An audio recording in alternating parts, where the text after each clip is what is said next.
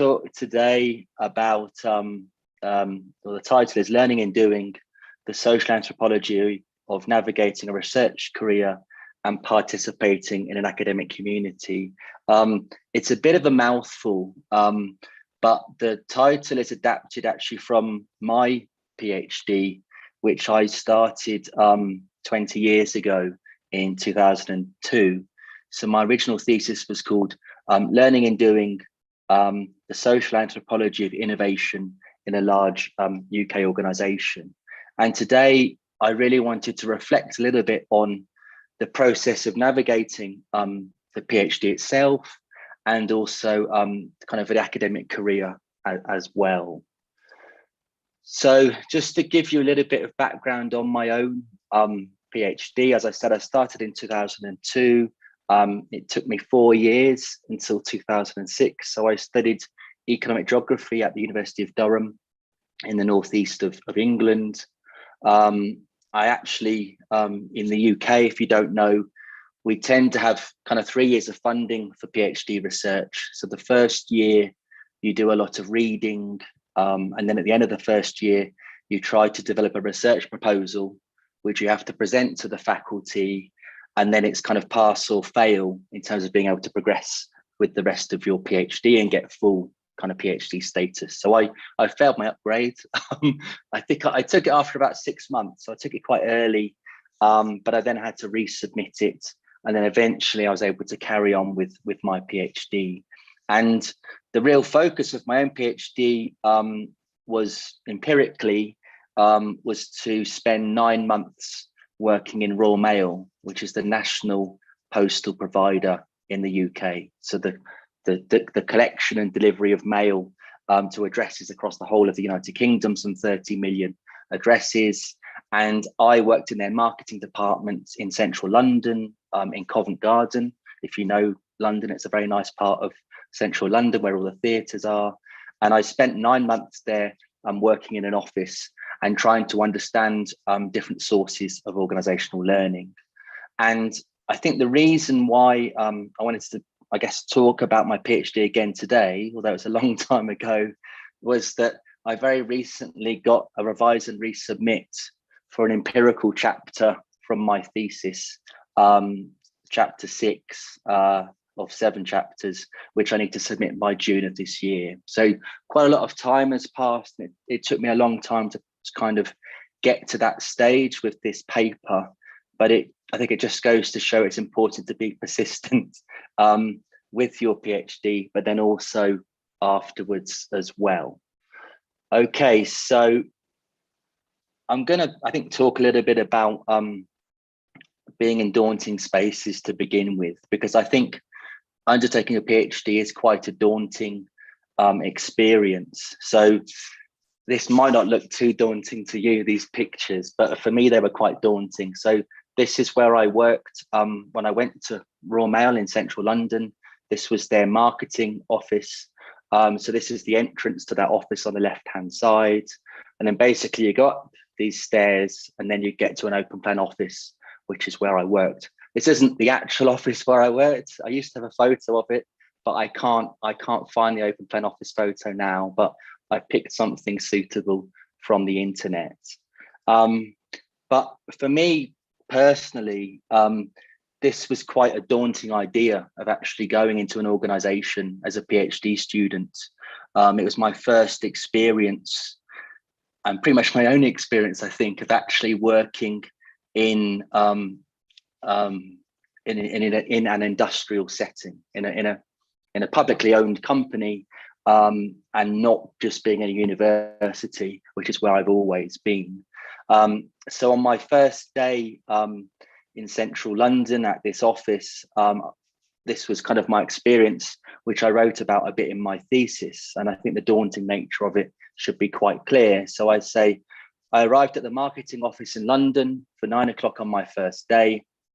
I reported to a senior manager in one of the marketing teams, and he allocated to me the desk opposite to the one where he worked. There were just a few feet of desk space and a couple of piles of paper and books between us. This was the intimate ontology of an open plan office, a daunting space for a research student used to working in relative isolation.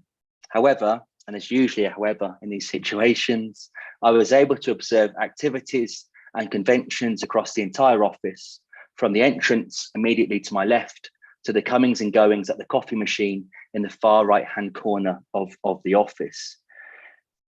So for me, this was kind of a unique opportunity to collect data on organizational learning, working in a marketing office for 9 months. And I should also say that just before I went into this organization, they'd announced 30,000 voluntary redundancies in the organization. And also there'd been industrial action leading up to me going and doing my ethnography there. And that's why there was a bit of a delay actually in me starting the second year of my PhD, three or 4 months before I was able to get access to this environment. But I think I find it quite daunting kind of participating in these strange practices, these strange corporate practices that I wasn't really used to. And it was quite a difficult time for me, kind of working out, okay, how do I make my world? How do I start getting involved in this organization and collect the type of data that I need? And I think the main message really is that doing a PhD, I think, is quite daunting, but it's also a very rewarding personal challenge. And for me, myself, in terms of my PhD, I really like the idea of kind of going into these unfamiliar worlds and trying to make some kind of difference to the work that goes on. So more recently, I've been doing that in healthcare, well, for about 13 years, and spent a lot of time in hospitals. So I think for me, I find these spaces quite difficult, but at the same time quite exhilarating and exciting and unique opportunities to collect some really interesting data. So before I kind of go on and say anything else that I wanted to kind of communicate today, I just had a couple of questions for you actually as an audience, and these are some Menti, it's for a Menti survey, and I wanted to just build a couple of word clouds, and then given we're quite a small group, I might then come to one of two of you and ask you for your reflections. So I guess at the outset, why are you doing a PhD? If you are a PhD student or you're doing postgraduate studies, why are you an academic, or why are you doing your current job? And then what has surprised you most about being a PhD student? So for me, I think it was entering these daunting spaces, but it might be quite different for you. So this is where you can go. So the code is 7397447. Hopefully you're able to see these on your phone or your laptop. So we'll start that first question. Why are you doing a PhD? We've got a couple coming in. I'll give you a few moments for that.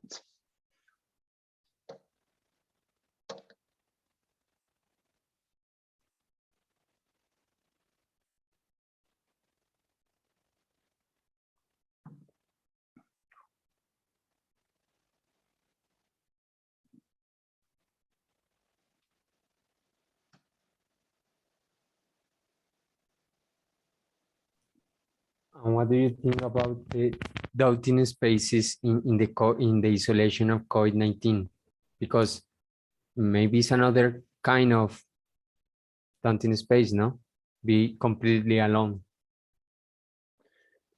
Yeah, I mean, I'd be interested in what others think. Yeah, but I mean, personally, I think I adapted quite well to working from home because like I've been used to working fairly independently a lot, through my PhD and in my research, because I'm a predominantly researcher.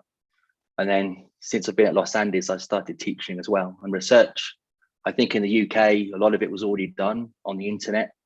And now most research, I think, is just online, but for me, what I found more difficult was the shock of returning to face-to-face teaching. That, like, from January this year, for me, that's been the challenging bit, having not been in that environment for a couple of years. I don't know what you think, but it's been a bit of a shock to me. Yes, yes, yes, I understand. But in the Um, same way, the office with the partners of the PhD, your partners at the PhD probably is not the same as for you in in an organization, but also have some like a pressure about your partners. yeah. Um, yeah, it's. I think we're still working out really why do we need offices at all, and why do we need to meet each other, for what purposes, for what types of activities, um, and what can we do online, and then what do we miss when we're working online, and I don't think we've kind of worked that all out yet. um, but yeah, we've got a few responses here. So personal growth, achievement, experience, knowledge, and the challenge.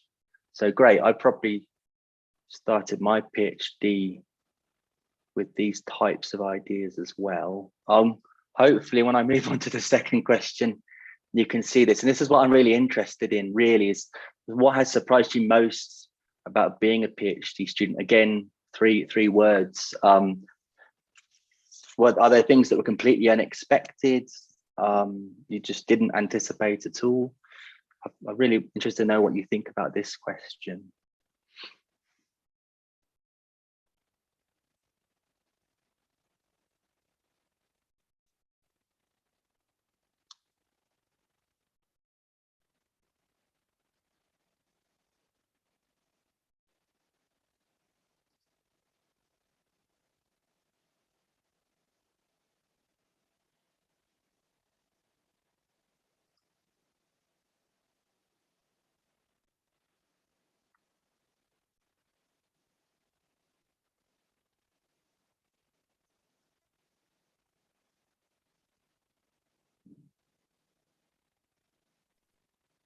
I have a problem enter the code again.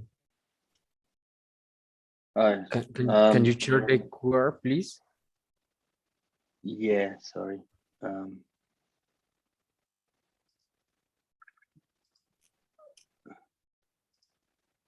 um, this one. Thanks. Yes, perfect. Thank you.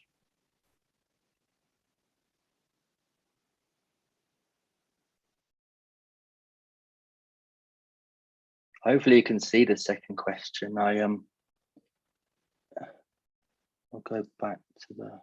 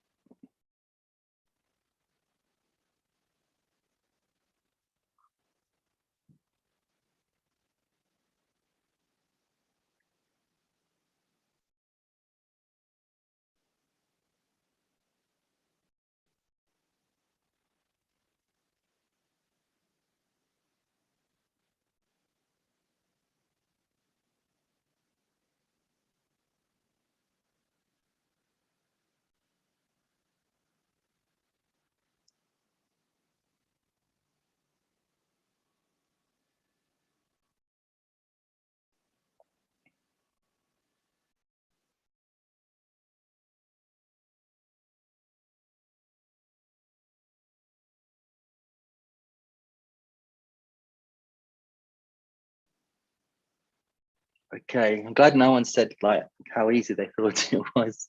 Most of these are quite, they're like, I think it kind of shows, it's a challenge, requires persistence, resilience, lots of reading, having the right mindset. The time, was that short time that went quickly, or it's taking longer? I'm not sure. I'm very happy if anyone wants to actually uh, else wants to actually speak now and say a little bit about what surprised them. Very happy for you to speak up if you'd like.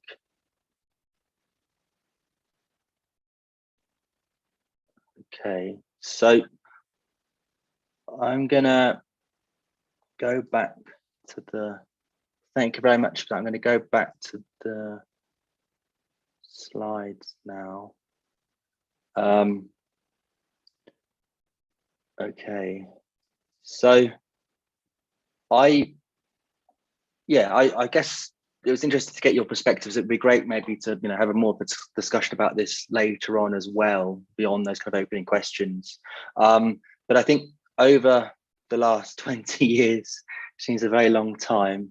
I just think there are some things for me personally that I think are very similar, and some that have changed. And I wanted to kind of explore these three themes briefly today. So firstly, I think writing still matters. I think sometimes we're led to believe that people only want to hear very short sound bites or tweets or summaries, but I think sustained writing is still very important, particularly in terms of creating evidence and credibility for your ideas. I think impact matters even more today, particularly when thinking about research funding applications and using public money. It's very important nowadays to demonstrate that somehow your research will make a difference to the world. And then finally, I think proximity still matters. But as a geographer, I don't necessarily mean geographical proximity or co-location. I think that matters in some ways, but I think relational proximity really matters. So how people relate to one another socially and in the sharing of knowledge and their kind of interpretive frameworks. But I'm going to say a little bit more about these three themes today, but the real kind of purpose for today, and I'll come back to these at the end, but I just wanted to mention them now and get you to start thinking about them now in case we run out of time, as usual in these types of meetings. So these are 4 questions that I think are relevant to doing a PhD, and indeed are relevant to pursuing an academic career. And I don't ask myself these questions every day, but when I try to write them for the talk, these are the questions that still resonate with me in my work right now, 15 years postdoc. So, and I don't think they get any easier to answer. So number 1 is how would you achieve impact as a day-to-day practice and through the completion of your doctoral project? What is your plan? Second question, and I've been asked this question by many senior academics in different universities when we have kind of mentoring sessions or they're trying to advise me. So what set of ideas and attitudes, so how, what kind of way of behaving do you want to be known for? And what reputation do you want to develop in your field? So when people think about you as an academic, what do you want people to think? And then thirdly, I think this relates to that idea of persistence and resilience that was mentioned in the word cloud, but how do you deal with rejection? It's quite common in academia to have to deal with failure, whether it's trying to get a journal paper published or a grant application, or indeed trying to get up the kind of academic ladder. So how do you deal with this type of rejection that you'll obviously face a lot in your career? Even things like getting access to data for your studies, for example. So what are your sources of resilience? Who do you talk to? How do you manage rejection? And what do you think you still need to work on if you still find that challenging?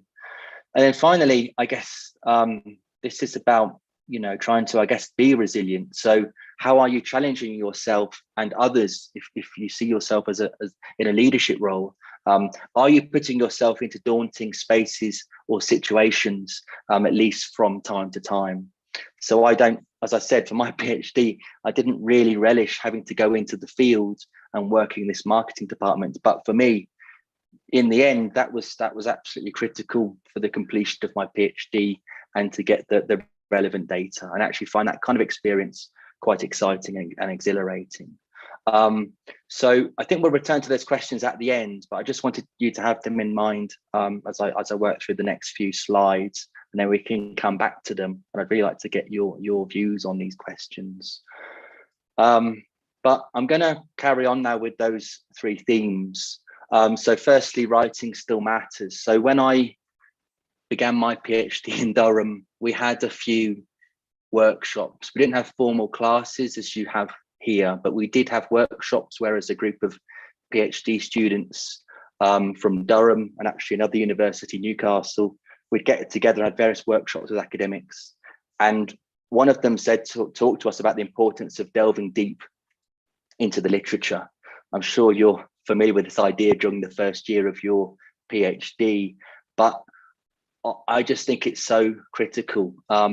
You won't necessarily get the time and space if you pursue an academic career to quite go into the literature at the same depth as you do have, I think, in a PhD.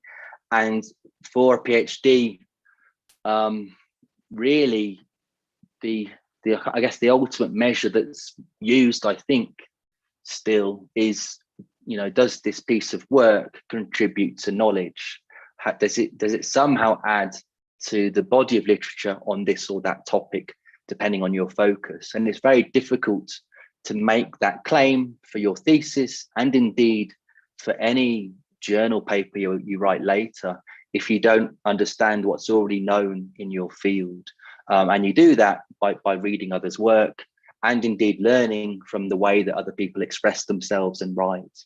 And certainly with ethnography, the method I used, I didn't know how to be an ethnographer. I've got no idea how to do this. I was interested in the idea of it.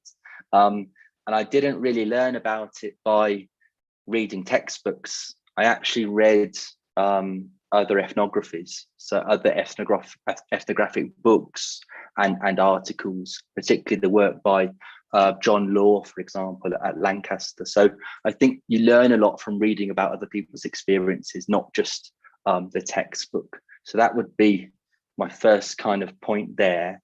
And I would just underline that it's very difficult. So you can see that I'm still trying to write a paper from my thesis, sort of 20 years on from starting. And I didn't actually publish my first paper until 3 years postdoc. I think it took about 2 years to actually get together something I could submit to a journal, something decent, and then another year of peer review. So it's really not easy. I really didn't enjoy writing. I'd often start a paragraph and then rewrite it about 3 or 4 times and still not be happy with it and feel I didn't achieve very much. But gradually, I don't know, with practice, I gradually started to find it easier, but it's still difficult even today. And I think just finally, in terms of navigating peer review, you have to be very persistent with this. So to be able to deal with rejection. So just to give one quick example of another paper, not related to my thesis, but related to healthcare. And this was published in Public Management Review last year. And I just wanted to kind of illustrate how long and how persistent you need to be. So I submitted this paper to various journals over about a year, from 2018 to 2019. I can't remember anymore how many or which the journals were, but they all said no. Then I chose Public Management Review. So I actually submitted this after I joined Los Andes, which was in July of 2019. It went out for review, but then they gave me a reject and resubmit in December. And these are becoming increasingly common. I don't know whether anyone's had experiences of this. So it's not even a revise and resubmit. It's just potentially we see some merit in your work, but we need to reject what you've sent to us. But if you can send us a brand new paper still on this topic, we'll send it to new reviewers, and then they'll review it all over again as if it's a new paper. So that's what happened to me. I didn't really like that idea, so I messed around for a bit. I was teaching at this time, and eventually I sent it to another journal in May, and this other journal rejected it by the summer. So I decided in the end to go back to Public Management Review. I resubmitted in August of 2020. I then got a normal revise and resubmit in November. I submitted it in December, and then finally I published the paper in January of 2021. So it took about, I think, 2.5 years to navigate that process. So you do have to be, I think, very good at kind of dealing with critical perspectives on your work. Sometimes it can feel also quite unfair sometimes you get remarkable insights actually from reviewers that really do actually make you see your work in a new light. And some of the best comments I've had have actually been from reviewers for developing my work further and improving it. But you have to be pretty persistent to get through this process. The second thing I wanted to look at was this idea of impact mattering even more. The first point here is research, the idea of research as a contact sport. This was something that was said to me by one of my line managers back in the UK.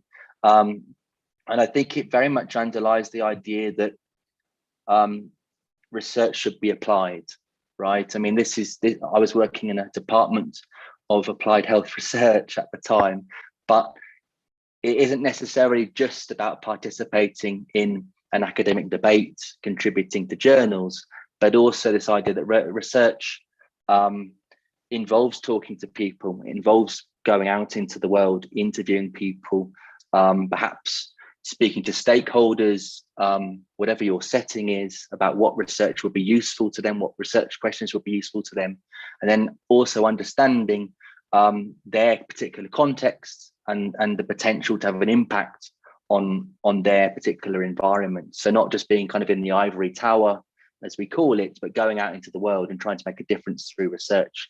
So that phrase has always kind of stuck with me, this idea of a contact sport.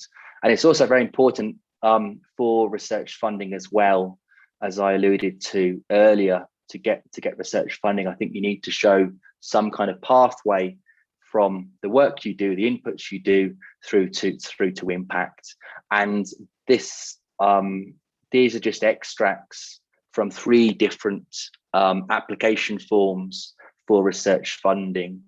From the UK is the top one that talks about dissemination and knowledge transfer. They want to know your plans about that. The second was from a Canadian funder.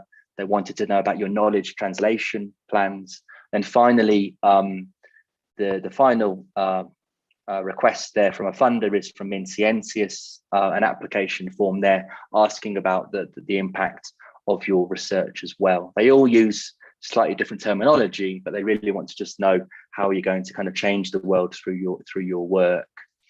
And just to give a very quick couple of examples here. So I've been principal investigator on 2 studies, one in the UK, one in Colombia. This was the UK study that I led. So we published the protocol in implementation science. And basically the protocol was pretty much the application form, the application we wrote for funding. And you can see here that the 4th objective was that we proposed to the funder was to develop guidance for decision makers and evaluators to support the evaluation and application of evidence to enable innovation. So we're very interested in the role of evidence in decisions about innovation in healthcare. And this was the actual guide that we produced in the end, an interactive PDF that was aimed at decision makers in the National Health Service, the publicly funded health service in the UK.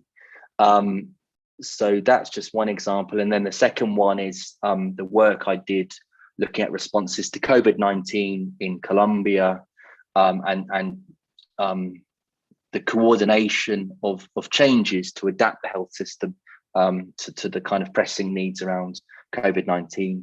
And again, we promised some kind of guidance, and here it is on the screen. This is just the home screen for this guide.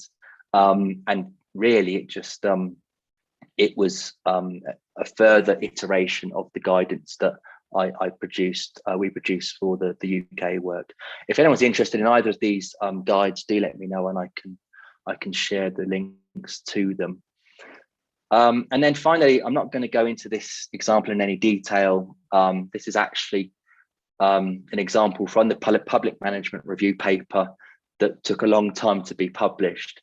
But I just wanted to underline really that to have an impact, I think both product and process are important.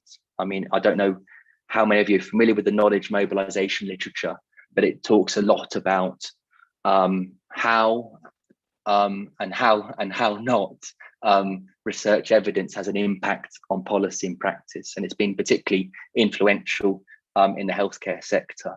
But for me, I think that you need a credible product. So I think things like publishing incredible journals really adds credibility to your ideas, gets people to take notice of them. And then you need to think quite carefully about how do you ensure that that set of ideas in that product then has an impact on policy and practice, and that's the kind of process aspect. And I talk in this paper a little bit about that relationship in relation to stroke service centralisation in the UK. So major system change in the UK, and how we published some research about the impact of centralising services, and then through some knowledge mobilisation processes that eventually had an impact on the adoption of stroke service centralisation in another city in the UK. I won't go through it now, but if you're interested, again, it's in this this paper, and the references I'll cover at the end. And then finally, I just wanted to go on to talk about relational proximity still mattering, which I think relates a little bit more to the kind of focus of my PhD. So the first, I guess, kind of principle that I work with in my PhD, because it was on organizational learning, but this idea that knowledge is constructed through interaction. And one of the people that influenced me, for example, was John Schotter and his work in social psychology, that actually draws a lot from Wittgenstein's work as well. And we quote some of his work in this paper. I wrote this book chapter a couple of years ago with a colleague in Australia. And I think this, for me, sums up quite well what interactive knowledge is. So Schotter refers to a third type of knowledge that does not belong to any one individual, but is emergent in the context of interaction itself. Schotter argues that at the moment when a second human being responds to the acts of a first, their encounter becomes a spontaneous dialogical practice. And I think this process for me is a very creative one, where people come together, they exchange ideas, and something new comes out of the interaction, quite unexpected. And that new thing that comes out of the interaction could be positive or negative, or not very much at all. But I think that's what's quite nice about interaction. You can't predict what's going to happen. But I think thinking organizationally, this kind of description of interactive knowledge, I think, is really important for creativity. So things like new product development, or indeed trying to ensure that your PhD makes a contribution to knowledge. You're probably having lots of conversations with people. Sometimes you can have a conversation with a book or an article as well, and an imagined dialogue. And it's through that kind of dialogue something new emerges. And for me, this is quite critical. And in my PhD, I kind of asked the question about what are the barriers and enablers for producing interactive knowledge at the group and organizational levels. And more recently, I think we're kind of asking this question about does co-location matter as well? And one of the issues with this description is it completely neglects context, right? So it talks about the interaction between people, but we don't know much about how those interactions might be influenced by the social norms of groups, or indeed the organizational setting and resources. But that was what I wanted to explore in my PhD. And I didn't really address this much in my PhD, but does it require co-location? I think it's quite an interesting thing to ask in terms of academia at the moment, and the future of both research and teaching. And I think obviously the pandemic has highlighted that an awful lot of functions of organizations and indeed academia can still be managed at a distance. And I think to some extent research has probably improved because it's gone online. I think productivity certainly has been much higher in terms of people's ability to write papers more quickly. But even going back 20 years, and I think even further, when I did my PhD and I spent this 9 months in the marketing department, yes, there was an open plan office.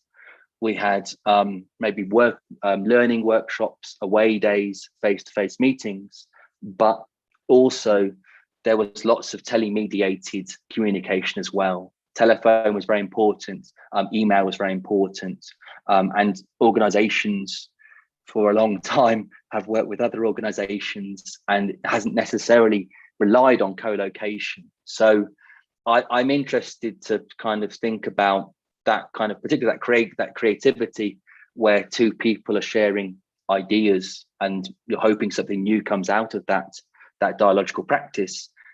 How much of that still requires co-location for different reasons or at different times, and how much can we do virtually? And the second point really is that interaction is also shaped by the organizational context. So technologies, power and hierarchy and different stakeholder interests. And I think this is what I'm trying to show in this paper at the moment. And the final question really is, and I think this is also relevant for academia and what you do as an individual research student, but how you work with collaborators, how you try to make a difference in the faculty that you work in, is how do teams innovate? So for my PhD, I followed 2 innovation-seeking project teams when I joined the marketing department, and I really tried to analyze where innovation came from and indeed failure. And one team was much more successful than the other. And I think one important factor is the need to align incentives across kind of the individual, group and organizational level. And I think it's really important to recognize that interaction is really shaped by power and politics as well, including academia. And if you want to achieve anything, I think you just have to acknowledge that there are different interests, that power and politics is important. And then it's your ability actually to navigate those challenging contexts and achieve what you would like, but also hopefully what the broader team and organization would like as well. And I just wanted to finish with a quote from, again, from my thesis, but related to the paper I'm writing at the moment. And it's the importance, I think, of being tenacious in negotiating these powerful contexts where you encounter all sorts of different stakeholder interests. So the more successful team that I followed in this marketing department appeared to introduce innovations, so new product development, more effectively because they were tenacious. So I say that they introduced innovations through the tireless exploitation of opportunities for action, initiating meetings, setting agendas, making interjections, constructing emails, circulating document templates, and yes, sharing the odds cola or cold drink. Whether or not these activities issued from the machinations of a cognitive schema, the point I've made is they were performed to maintain a particular stance on the project through the labor of tenacity. So I think for your PhD as well, I think it's important to recognize that you will encounter politics and power in trying to navigate and complete your PhD and then trying to have an impact in your academic career. But what I think learned from my own PhD was there was the importance of being tenacious and being persistent to navigate various situations and in the end, be successful and deliver a product. So that was it. That was all I wanted to cover today. And I just wanted to return, I think, to those 4 questions that I posed at the beginning of the talk that are meaningful for me, and I'm still asking myself these questions. I'll be very interested to get your responses to any of them. I think Felipe will also put the document, a document with these questions on as well in the chat. So if you want to reflect on them later, I've just put them on a Word document for you to think about later. But I'm very happy to get your responses to these, or indeed any other questions or comments in the 15 minutes we've got left. Okay.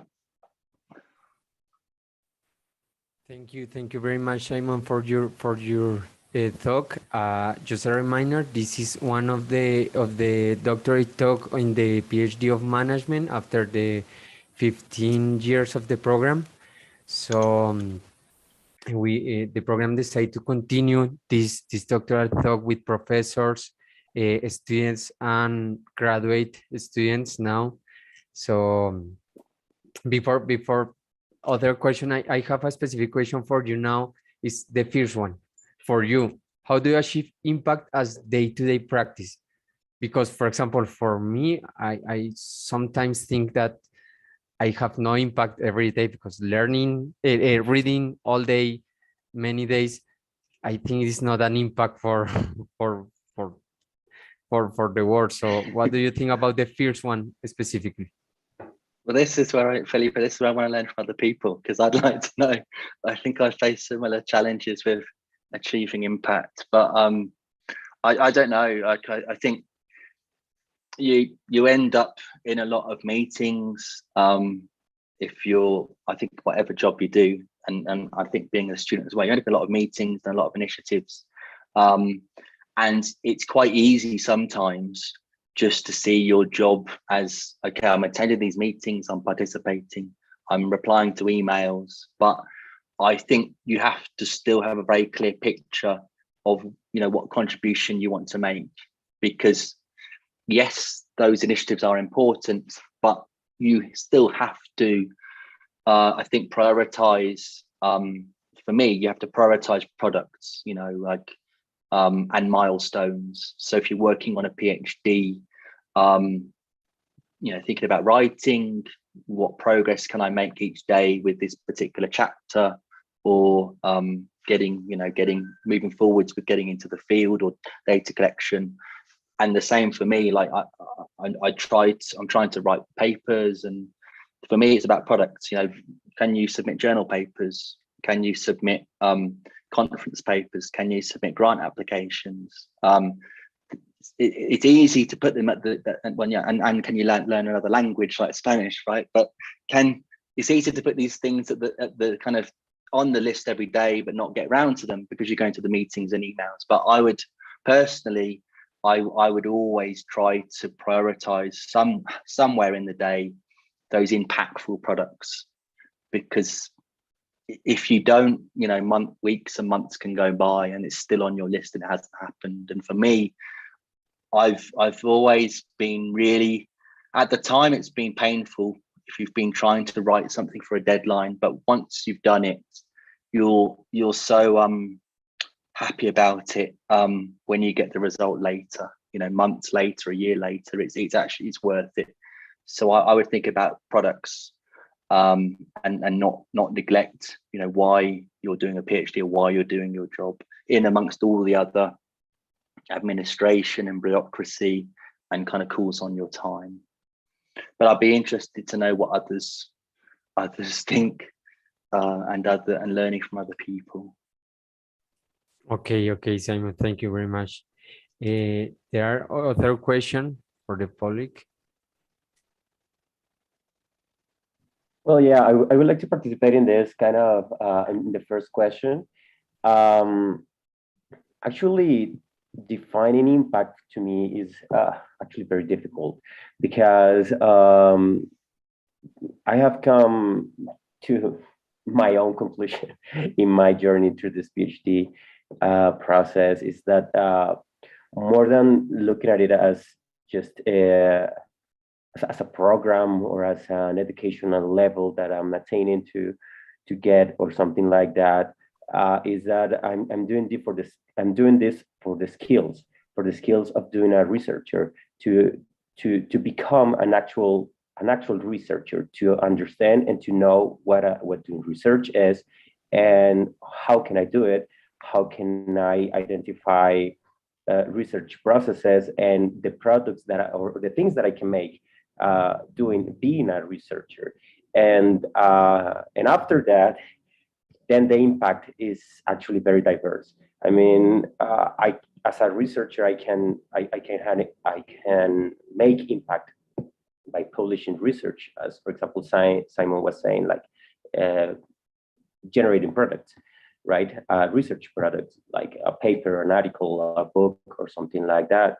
But also you can make impact, for example, in the communities that you work with, for example, or you can make impact by teaching or spreading the knowledge through other media that is not only impact research journals. For example, there's this kind of I don't know if you call it a movement or something like that, but I think researchers are trying to polish their work or transfer it to other places, like for example social media, like their own blogs, like their own something like that you can make impact doing, like transferring your knowledge through other media.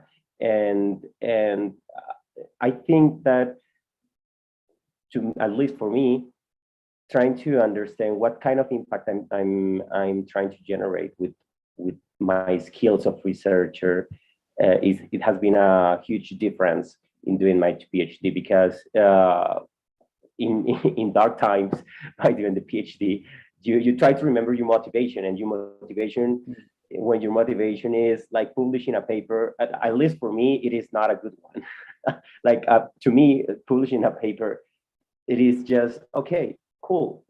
So now what, right? But trying to understand your impact through different aspects or variables or factors, whatever you call it. Let's call it dimensions. Trying to understand your impact through different ways and dimensions, you can actually, at least for me, it has make a difference in trying to get through my PhD, because it is not just publishing a paper, it's not just writing a book, it is actually creating knowledge or understanding the world better, and serving probably my community or another communities through my skills of research. So that's how I see impact in doing a PhD, for example. Okay, thank you very much, Jonathan. I was going to ask what's your focus of your PhD, and you methods wise as well. Right. I'm here in the management school. I'm doing a PhD in management, and I'm doing like my big umbrella is entrepreneurship and innovation, and I'm trying to understand better like entrepreneurial ecosystems or innovation ecosystems also, and also how like knowledge flows and spread through these kind of ecosystems in different contextual in different contexts, like for example these emerging economies and stuff, and the methodologies that I'm trying to get better with is network analysis, and also I'm trying to get better like in mixed methods also, because I think the qualitative research can actually inform better my conclusions or my analysis here. But yes. Okay, fantastic. Okay, yeah, it sounds really interesting. And I think you make some good points. I think on the first one, like impact being a long game in terms of learning from your PhD through your PhD. I'm still, as you can see, kind of using ideas from my PhD now, and mostly indirectly. Pretty much every paper I've published, I haven't published like that many papers, but my PhD would inform that paper in terms of the concepts I've been introduced to, and then methods, and then developing them further. And it's extraordinary. When I was preparing for this, kind of there is a lineage to my work. So as I said, I'd make the most of the technical skills and the reading you do now, because it will probably save you time later when you're much busier as an academic with lots of different kind of bureaucratic things to deal with. In terms of the product and process, yeah, I understand completely what you're saying about other ways of having impact beyond the journal paper and the blogs and the Twitter and giving webinars and workshops and teaching and so on. And that's been, that's been quite a strong idea for about 20 years. But there is, I think, some thought now in the context of things like fake news, for example, and kind of post-truth, that evidence and robustly conducted research and robustly constructed evidence is more important than ever. And of course, that can be disseminated in different ways and tailored to different audiences. But for me personally, just a personal view, I still think the core of a researcher's role is to produce the robust study, behind the desk and collecting the data and doing that rigorously, and then working very hard to share that information in useful ways. And of course, having a dialogue with the stakeholders in your research as you're doing it. But for me, I think that product still matters, and certainly for career progression, having peer-reviewed papers, it's still, it's annoying, but it still really matters for jobs and stuff. But thank you, Jonathan. Really good to get your perspective. I don't know, Felipe, is there anyone else? Thank you very much, Jonathan. There are another question. Well, while somebody else do it, I have another question about the interaction of ideas. Probably in the PhD, or in your case in the organization of Royal Mail Office, probably they interact with others about seeing how was the movements and how was the daily living in that organization, give you some ideas about your research. I'm thinking about how is the interaction with the working ideas or the working process versus the emerging ideas. What do you think is better to consolidate an idea, working on that before interact with others, or do you think that is better start to share the emerging ideas in order to, I don't know, improve the working about that? So maybe optimize your work is better. Talk about an emerging idea, if that will work or not, or maybe work a little bit more in an idea, and when you have consolidated, is better to share it and interact with others in order to check for some guidance. Yeah, it's a really good question, and there's a lot in that question. I mean, I think it partly depends on context. If you're working in kind of clinical trials or pharmaceuticals, it's very important to be sure about your findings before you share them. But maybe in terms of marketing department, there's a little bit more flexibility around that. I think the first thing that I was told before I went and did my second year when I went into this organization was that it was very important to know the literature very well, as much as possible around your topic of interest. So you go into the organization with your eyes open, so you have a sense of different sources of organizational learning, for example, and different things that influence learning, so that you're able to see it. And if the organization is interested in that topic, you're well informed. You're almost like an emerging expert. And the field where that kind of idea of, I guess, a close relationship between academics and policymakers and practitioners, I've seen that mostly in applied health research, because that's my main field. So there's, for example, what's called the researcher in residence model, which is where a researcher goes and works in an organization and tries to bring research skills to bear on challenges that organizations facing. But they kind of become a member of the team, and they have a role of improvement, essentially, when they're working with an organization. And then the second area that I think is really interesting and still developing, particularly in the aftermath of COVID, are rapid evaluation centres. Again, in relation to healthcare, I've seen these in the UK, where they try to produce research results very, very quickly, or good enough results, so that they can have a faster, more timely impact, not waiting for the final paper to come out. And I think with COVID, that whole cycle of pursuing research gaps through to having some kind of a good enough answer has really speeded up. And we're talking sometimes getting answers, maybe a rapid appraisal of literature in half a day, and that's how quick it can be now, or 2 or 3 days or a week, depending on the topic. So there are different models out there that are really interesting, that seem to question the idea that research is slow and is behind policy and practice. And I think we're still working through it, but I think there's real potential for research to have more impact with good enough kind of answers, but still rigorous and robust. Okay. Thank you very much, Simon. Okay.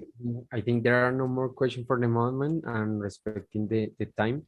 I glad you a lot for this conversation. I'm interested to continue talking about healthcare system and organizations, but I'm gonna do it maybe in another space, please.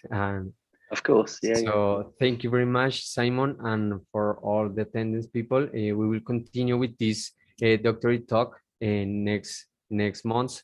So thank you very much, and we wait for your massive participation. Okay, thank you everyone very much. Thank you. Thank you. Thank you, Simon. Thank you, everybody. Until next time.